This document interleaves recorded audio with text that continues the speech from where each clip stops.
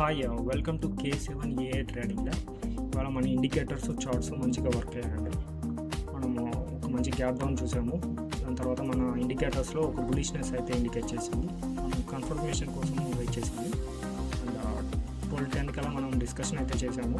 And 22,200 CE అనేది మన pure range దగ్గర ఉందని మనం మంచి బులిష్ మూవ్ అయితే చూసాము.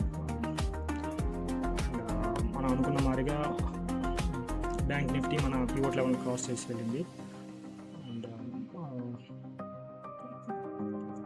250 కల్లా మనము ఒక ప్రాఫిట్ బుకింగ్ అయితే జరగచ్చు, బుక్ చేసుకోమని చెప్పి మెన్షన్ చేసాము. సో సేమ్ అదే మాదిరిగా మన పివోట్ లెవెల్ కాడ ప్రాఫిట్ బుకింగ్ జరిగి మళ్ళీ అప్ మూవ్ అయితే జరిగింది.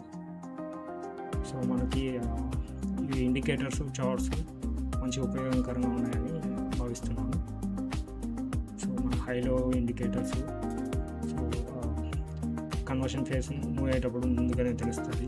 అండ్ మన directional indicator and symbols with pivot levels, index with pivot levels ఇవన్నీ మంచి ఉపయోగకరంగా ఉంటాయని. అండ్ అడ్డీ అమౌంట్ మనకి స్క్రాల్లో ఉంటుంది.